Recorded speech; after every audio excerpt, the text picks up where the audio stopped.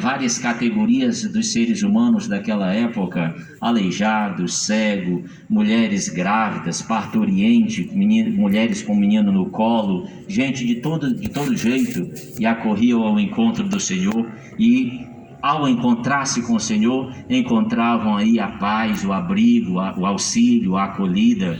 Isto é maravilhoso, nós entendermos esta linguagem da palavra de Deus. Como lembra o Salmo 125, maravilhas fez conosco o Senhor, exultemos de alegria. Então esta sagrada liturgia para este final de semana nos impulsiona, porque é uma palavra que dá para cada um de nós um sabor, um teor, uma linguagem de vida, mesmo em meio às turbulências do tempo presente, às dificuldades que enfrentamos, mas sermos sempre alegres, alegres no Senhor. Já dizia São Paulo: alegrai-vos, repito, no Senhor, porque o Senhor não nos deu um espírito de timidez, um espírito de desânimo, de acomodação, de indiferença, ficarmos ali inertes na nossa casa só e sem buscar a Deus, ir à igreja, fazer a vontade de Deus, fazer valer o seu projeto. Exatamente porque no delineado Salmo, vocês viram, cantado aí divinamente bem, como é bonito ver o salmista exaltando a Deus. E numa linguagem da agricultura, felizes aqueles que semeiam ou plantam entre lágrimas, porque ceifarão com alegria ou colherão com alegria. É óbvio que tudo isso pode ser implantado ou aplicado, enculturado, colocado na vida de todas as dimensões da sociedade em que nós vivemos. Quantas dificuldades para construir, como por exemplo, uma família santa, construir uma casa, construir uma igreja, fazemos planos e mais planos, temos as nossas metas.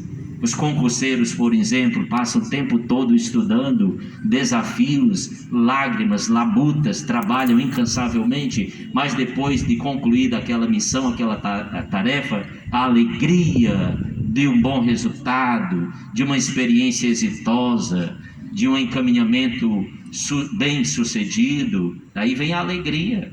É isso que acontece na vida de todos nós também. Quando nós passamos por momentos difíceis, nos entristecemos, nos desanimamos, mas contamos com a graça do sumo sacerdote por excelência, que é Jesus Cristo.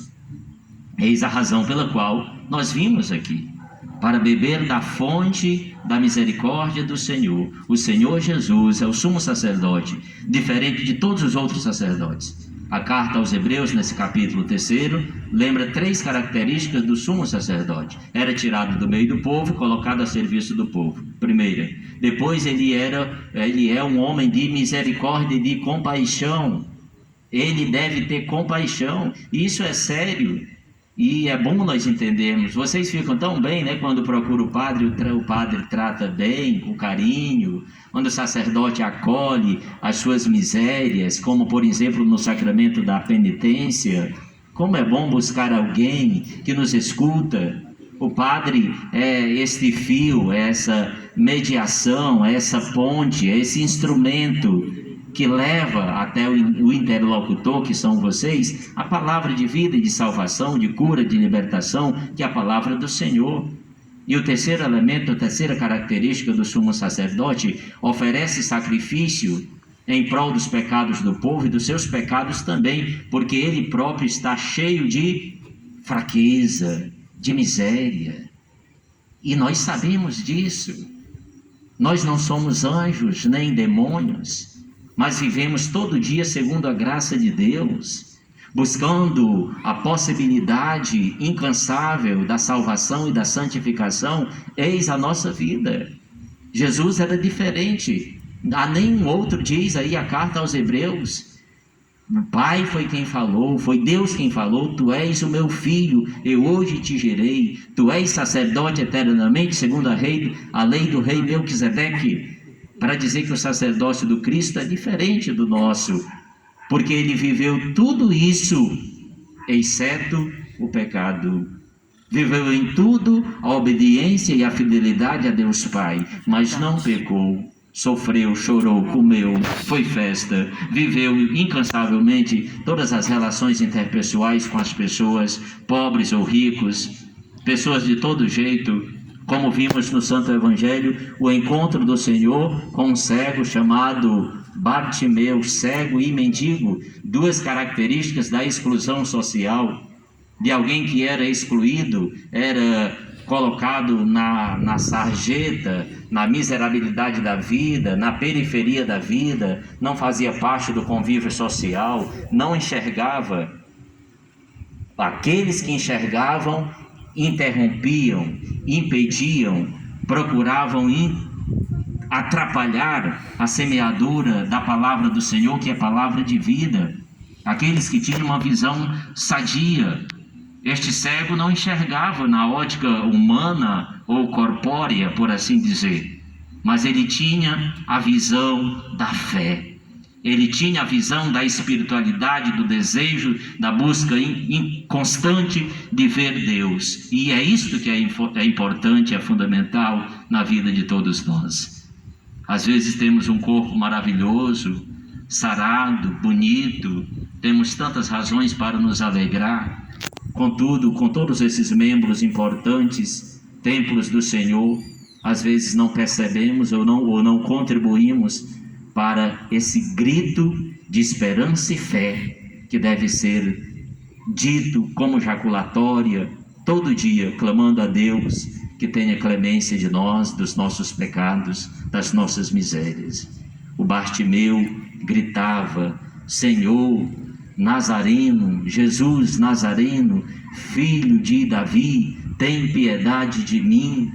As pessoas interrompendo, mandando que ele se calasse, e ele continuou insistindo, sinal de perseverança e persistência. Jesus, tem piedade de mim, gritava mais forte. Jesus ouviu o seu apelo: chamai-o, deixai-o vir a mim. Como numa outra passagem, deixai as criancinhas virem a mim.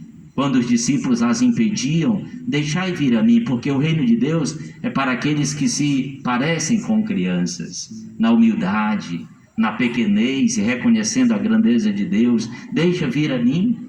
E o cego, quando ouviu aquilo, eles disseram: o Senhor te chama, coragem, levanta-te, Ele te chama. Eis a palavra que deve ser colocada no nosso coração, às vezes deprimido, desanimado, perseguido, injuriado, maltratado, ferido, de todo jeito.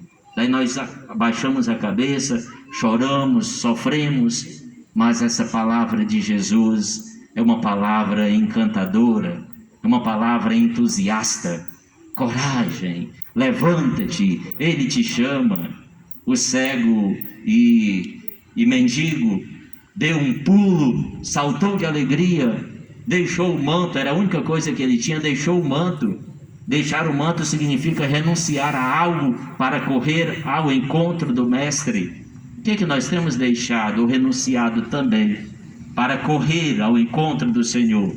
Seja vindo uma missa, deixando algo da nossa vida diária, do nosso tempo, para sair desse cronos e ir ao kairós de Deus, que é o tempo de Deus, fazer esta transformação, transcender, pular, ir além das nossas expectativas, dos nossos limites.